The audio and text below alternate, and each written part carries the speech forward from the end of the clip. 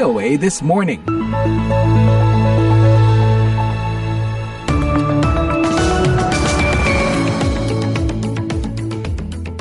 Selamat pagi, happy morning. Apa kabar pendengar? Sehat-sehat ya? Salam dari kami di ibu kota Amerika, Washington DC. Inilah VOA This Morning untuk Selasa 29 Maret 2022. Setelah berita dunia nanti, kami sajikan laporan dari Berlin, Jerman. Kelompok ekonomi utama dunia G7 menolak permintaan Presiden Rusia untuk membayar impor gas dari negaranya dalam mata uang Rubel. Das heißt also, dass eine Zahlung in Rubel nicht akzeptabel ist und wir jeweils die betreffenden Unternehmen auffordern, der Forderung von Putin nicht. Sedangkan laporan dari Indonesia pagi ini, sejumlah pihak mendesak pemerintah agar memperhatikan hak masyarakat adat di tengah mega proyek Ibu Kota Negara atau IKN. Lokasi IKN bukan hanya tanah kosong yang dikuasai oleh negara, tapi ada tumpang tindih dengan masyarakat adat yang menggantungkan hidupnya di alam. Selain dua laporan tersebut, kami juga menyampaikan laporan dari Washington mengenai imbas invasi Rusia ke Ukraina yang memaksa atlet berpihak. Nanti juga akan ada laporan tentang imbas pencabutan masa karantina, diaspora Indonesia terdorong untuk mudik, dan pelaku perjalanan luar negeri tergelitik untuk kembali berwisata. Saya Karlina Amkas, kita buka jendela VOA This Morning dengan berita dunia. Selamat pagi Indonesia, inilah berita dunia dari Voice of America, Washington DC bersama saya Metrini Kiopani. Today, I'm announcing that in the exercise of my good offices, I've asked Martin Griffiths, the coordinator of our humanitarian work worldwide. Sekretaris Jenderal PBB Antonio Guterres hari Senin mengatakan kantornya akan segera menjajaki dengan Moskow dan Kiev kemungkinan pengaturan untuk sebuah gencatan senjata kemanusiaan di Ukraina. Mari kita perjelas, solusi atas tragedi kemanusiaan ini bukanlah kemanusiaan. Ini bersifat politik, kata Guterres kepada sejumlah wartawan di markas besar PBB. Oleh karena itu, saya menyerukan gencatan senjata kemanusiaan segera agar memungkinkan kemajuan dalam negosiasi politik yang serius yang bertujuan untuk mencapai kesepakatan damai berdasarkan prinsip-prinsip piagam PBB. Guterres menguraikan penghentian permusuhan akan memungkinkan pengiriman bantuan kemanusiaan yang kritis sekaligus memungkinkan warga sipil untuk bergerak dengan aman, dua hal yang tidak mungkin terjadi di sebagian besar Ukraina selama berminggu-minggu. Langkah itu akan menyelamatkan nyawa, mencegah penderitaan dan melindungi warga sipil, kata Guterres lebih jauh. The Commission just adopted a recommendation urging member states to immediately repeal any existing golden passport schemes. Komisi Eropa merekomendasikan pada hari Senin untuk mengakhiri apa yang disebut skema paspor emas yang memungkinkan orang kaya membeli kewarganegaraan Uni Eropa, sekaligus menilai apakah oligarki Rusia yang terkait dengan Kremlin atau mendukung perang di Ukraina harus dicabut hak mereka yang sudah diberikan sebelumnya. Komisi Eropa meluncurkan beberapa prosedur pelanggaran terhadap Siprus dan Malta pada tahun 2020 terkait skema paspor emas mereka, dan perang Rusia di Ukraina meningkatkan fokus pada topik tersebut dalam beberapa pekan terakhir. Komisi itu memperingatkan beberapa warga negara Rusia atau Belarus yang termasuk di antara 877 orang yang disasarkan terkena pembekuan aset dan larangan perjalanan yang diberlakukan sejak 2014 atau mendukung invasi Rusia ke tetangganya, kemungkinan telah memperoleh kewarganegaraan Uni Eropa atau memiliki akses ke wilayah Schengen melalui skema tersebut. Cabang eksekutif dari Uni Eropa mengatakan negara-negara penerbit paspor emas ini harus menilai apakah mereka harus membatalkan paspor emas yang sudah dikeluarkan untuk orang-orang tersebut. Selain itu, direkomendasikan juga pencabutan segera izin tinggal yang telah diberikan di bawah skema investor bagi warga negara Rusia atau Belarus yang mendukung perang atau yang dikenakan sejumlah sanksi.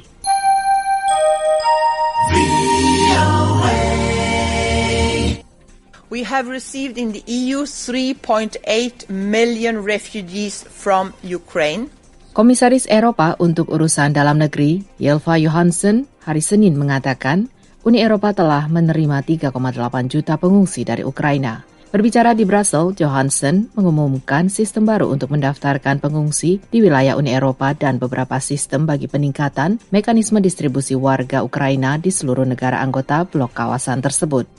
Menteri Dalam Negeri Prancis, Gerard Darmanin, mengatakan tidak ada tersangka ekstremis atau mata-mata yang dinilai memasuki blok 27 negara anggota dari Ukraina. Namun ia memperingatkan tentang bahaya yang ditimbulkan bagi para pengungsi oleh pelaku perdagangan manusia. Pembicaraan antara kekuatan dunia dan Iran terkait upaya menghidupkan kembali kesepakatan nuklir 2015 yang macet dengan Teheran mengalami hambatan lagi setelah halangan oleh Rusia berhasil diatasi. Kali ini berasal dari Iran, kata Kepala Kebijakan Luar Negeri Uni Eropa, Josep Borrell pada hari Senin. JCPOA itu tidak akan berakhir, kata Borrell kepada Parlemen Eropa setelah kembali dari perjalanan ke Teluk mengacu pada kesepakatan yang secara resmi dikenal sebagai Rencana Aksi Komprehensif Bersama. Amat disayangkan jika kesepakatan tidak tercapai ketika hal itu sangat dekat untuk terlaksana. Tetapi saya tidak bisa menjamin kami akan mencapai sebuah kesepakatan, kata Borrell. Iran mulai membatalkan sebagian besar komitmennya berdasarkan perjanjian itu setelah Amerika Serikat secara sepihak menarik diri pada 2018 dan menerapkan kembali beberapa sanksi ekonomi yang parah. Sejak tahun lalu sejumlah upaya dilakukan untuk mengembalikan kesepakatan melalui koordinasi yang dipimpin oleh Wakil Borrell, Enrique Mora.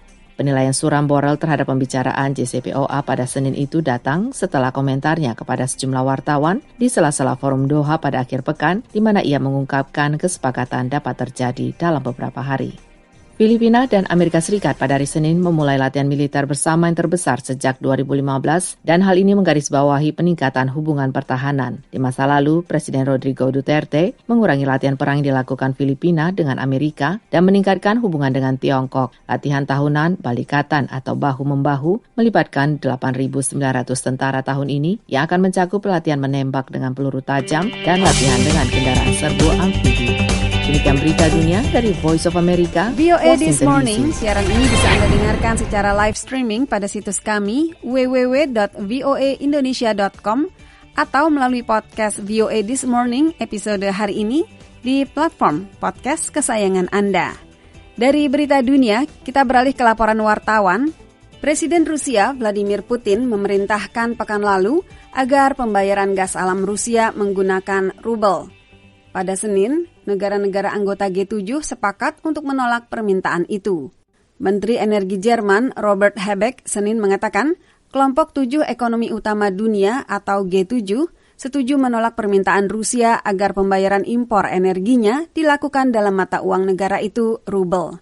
Kepada wartawan setelah pertemuan online dengan menteri-menteri energi G7, Habeck mengatakan semua menteri G7 setuju sepenuhnya bahwa pembayaran dalam rubel akan merupakan pelanggaran sepihak dan jelas dari kontrak yang ada. Das heißt also, dass eine Zahlung in Rubel nicht akzeptabel ist und wir jeweils die betreffenden Unternehmen auffordern, der Forderung von Putin nicht Folge zu leisten. Pembayaran dalam rubel tidak dapat diterima dan kami akan mendesak perusahaan yang terdampak agar tidak memenuhi permintaan Putin. Presiden Vladimir Putin mengumumkan pekan lalu bahwa Rusia akan menuntut negara-negara yang tidak ramah dalam tanda petik terhadap Rusia untuk membayar ekspor gas alam hanya dalam rubel mulai sekarang. Para ekonom percaya langkah ini diambil untuk menopang mata uang Rusia. Vladimir Putin mengatakan, мною принято решение в самое короткое время реализовать комплекс мер по переводу оплаты. Начнем с этого. Saya telah memutuskan untuk menerapkan rangkaian tindakan untuk mengalihkan pembayaran sesegera mungkin. Kita mulai dengan gas alam kita. Alihkan pembayaran untuk gas alam kita yang dipasok ke negara-negara yang disebut tidak bersahabat ke dalam mata uang Rusia, rubel. Presiden Rusia itu menginstruksikan bank sentral negaranya agar menyusun prosedur bagi pembeli gas alam untuk memperoleh rubel di Rusia. Sebelumnya, juga pada Senin, ketika ditanya wartawan apakah Rusia akan memotong pasokan gas ke pelanggannya di Eropa jika mereka menolak permintaan Putin, juru bicara Kremlin Dmitry Peskov menjawab, tentu saja kami tidak akan memasok gas secara gratis. Karlina Amkas, VOA, Washington. VOA This Morning, kita beralih ke laporan lain. Bagi banyak atlet profesional, invasi Rusia ke Ukraina telah mendorong mereka untuk menyatakan dukungan pada Ukraina. Tetapi bagi banyak orang, berbicara saja tidak cukup. Dari bintang sepak bola Pele dan juara Formula 1 Lewis Hamilton hingga pemain hoki Wayne Gretzky dan Dominik Hasek, banyak atlet menyuarakan dukungan mereka untuk Ukraina dan mengutuk invasi Rusia. pada acara Piala Dunia Kontiolahti Biathlon 2022, yakni lomba ski jalur datar dan menembak, tim dunia menempatkan bendera Ukraina di zona menembak, sehingga bendera itu selalu tampak pada setiap tayangan televisi. Banyak atlet telah mengenakan warna biru dan kuning, warna khas negara Ukraina. Bahkan para penggemar olahraga juga telah bergabung. Para ahli mengatakan unjuk keberpihakan politik seperti itu menjadi lebih umum dalam dunia olahraga, seperti disampaikan oleh Timothy Beggars, guru besar di Universitas Negeri Florida. And here we're seeing a situation where politics is affecting sports not just in a small area. Di sini kami melihat situasi di mana politik mempengaruhi olahraga tidak hanya di wilayah kecil, tidak hanya dengan satu negara, tetapi dengan banyak negara dan banyak organisasi. Hal demikian tidak biasa. Pada kejuaraan tenis Indian Wells baru-baru ini, 2 pemain mengenakan warna Ukraina. Daria Sheffield dari Australia yang mewakili Rusia hingga 2015 dan Iga Swiatek dari Polandia, pemain nomor 2 di dunia. Namun mantan skater atau penari es Ukraina dan juara Olimpiade 1994 Oksana Bailul mengatakan gerak-gerik dan kata-kata tidak cukup untuk menghentikan invasi Rusia di Ukraina. Saya selalu mengatakan bahwa budaya dan olahraga harus berada di luar politik. Dan ketika perang dimulai, ketika bom mulai menghantam gedung-gedung, ketika para ibu dan anak-anak mulai sekarat di tangan Putin, ini benar-benar di luar politik. Nah, para atlet lain, dan ini hanya pendapat saya, ketika mereka mengatakan tidak untuk perang, apa arti dari ucapan tidak untuk perang itu? Sebagian atlet Ukraina telah memilih untuk bergabung dengan tentara untuk membantu membela negara mereka. Atlet biathlon Ukraina Anastasia Merkushina yang berkompetisi di Olimpiade Beijing pada bulan Februari lalu telah bergabung dengan Korps Penjaga Perbatasan Negara Ukraina. Selain itu, beberapa atlet Olimpiade pria termasuk Oleksandr Abramenko dan Bogdan Simbal masih berada di Ukraina. Tetapi sebagian besar atlet Rusia diam tentang invasi Rusia ke Ukraina. Mengenai fenomena itu, Craig Greenham dari Universitas Windsor menjelaskan. Salah satu hal yang terkadang dilupakan oleh orang Amerika Utara adalah bahwa kita memiliki harapan para atlet akan menunjukkan sikap politik. Dan itu dengan asumsi ada lingkungan yang relatif aman bagi mereka untuk melakukannya. Tetapi kita tidak menyadari bahwa di banyak bagian dunia, keamanan pribadi itu tidak terjamin. Beberapa atlet Rusia juga telah berbicara menentang serangan terhadap Ukraina. Petenis dunia Daniil Medvedev, petenis Andrei Rublev, dan pemain sepak bola Fyodor Smolov adalah di antara para atlet yang berani menyatakan tentangan mereka.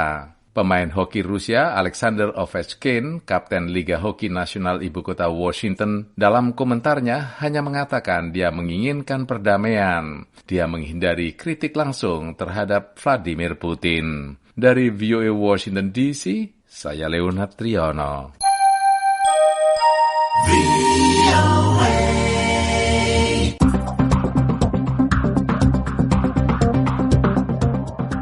VOA This Morning, kini kita ke Indonesia. Nusantara, ibu kota masa depan Indonesia, adalah wilayah yang telah menjadi tempat tinggal masyarakat secara turun-temurun. Sejumlah pihak meminta pemerintah menjamin hak mereka dan memitigasi potensi konflik. Desakan mengemuka dalam rapat kerja Komisi 4 DPR dengan Menteri Lingkungan Hidup dan Kehutanan. Nusantara, ibu kota masa depan Indonesia adalah wilayah yang telah menjadi tempat tinggal masyarakat secara turun-temurun. Sejumlah pihak meminta pemerintah menjamin hak mereka dan memitigasi potensi konflik. Desakan itu mengemuka dalam rapat kerja Komisi 4 DPR RI dengan Menteri Lingkungan Hidup dan Kehutanan, Senin 28 Maret. Sejumlah anggota DPR menyelipkan pernyataan mereka terkait ibu kota negara di antara sejumlah isu yang dibicarakan. Salah satunya adalah Dwita Ria Gunadi dari fraksi Gerindra. Lokasi IKN bukan hanya tanah kosong yang dikuasai oleh negara, tapi ada tumpang tindih dengan masyarakat adat yang menggantungkan hidupnya di alam. Fraksi Gerindra meminta agar penetapan kawasan hutan IKN dan penyelesaian konflik perlu dilakukan. Ingat Bu Menteri, perlu dilakukan sebelum membangun IKN ini. Komisi 4 sendiri telah melakukan kunjungan masa reses ke kawasan IKN. Menurut Ria, dari laporan yang ada diketahui bahwa izin pemanfaatan sejumlah lokasi di IKN telah dikuasai oleh sejumlah korporasi. Mereka bergerak di sektor kehutanan, pertanian maupun pertambangan. DPR mendesak Menteri LHK untuk memastikan bagaimana skema pembebasan lahan akan dilakukan. Terutama karena ada juga hak-hak masyarakat adat yang dikhawatirkan tumpang tindih di kawasan tersebut. Di wawancari VOA, tokoh adat sekaligus Ketua Aliansi Masyarakat Adat Nusantara atau AMAN Kalimantan Timur, Margareta Settingberan menilai pembangunan IKN tidak mendengarkan aspirasi mereka. Tapi menurut saya semua perencanaan IKN sampai sekarang itu sebenarnya mau mudah aja. Pertama, mereka meniadakan masyarakat adat untuk memastikan bahwa urusan negosiasi pelibatan itu hanya orang-orang yang mudah gitu. Orang-orang yang tidak akan menolak, orang-orang tidak akan kritis terhadap pelaksanaan IKN ini. Ada kesan, lanjut Margareta, pembangunan IKN dikebut karena mengejar target masa jabatan Presiden Joko Widodo. Kondisi itu membuat langkah-langkah yang diambil tidak bijak, misalnya mengabaikan masyarakat adat setempat. Memang ada tokoh adat yang ditemui Presiden, tetapi menurut Margareta tidak jelas siapa mereka dan perannya bagi komunitas adat selama ini. Seharusnya, lanjut dia, pelibatan bahkan sudah dilakukan sejak perencanaan, sebelum titik lokasi IKN ditentukan. Setidaknya masyarakat adat akan punya opsi apakah setuju atau tidak dengan pembangunan IKN di wilayah adat mereka. Menteri LHK Siti Nurbaya Bakar menyebut kementeriannya telah membentuk Satuan Tugas Pembangunan untuk membantu otorita IKN. Satuan tugas ini bekerja dalam 9 bidang garapan, mulai dari perlindungan kawasan, rehabilitasi hutan dan lahan, hingga melestarikan mangrove di Teluk Balikpapan. Penataan kawasan hutan dan pemukiman, ini yang terkait dengan pemukiman, masyarakat adat, dan lain-lain. Siti Nurbaya juga menjelaskan titik nol IKN adalah hutan tanaman industri yang dikelola PT ICI Hutani Manunggal. Namun dia mengklaim kawasan tersebut sudah dikembalikan kepada negara dan menjadi hutan produksi. Nur Hadi melaporkan untuk VOA Washington.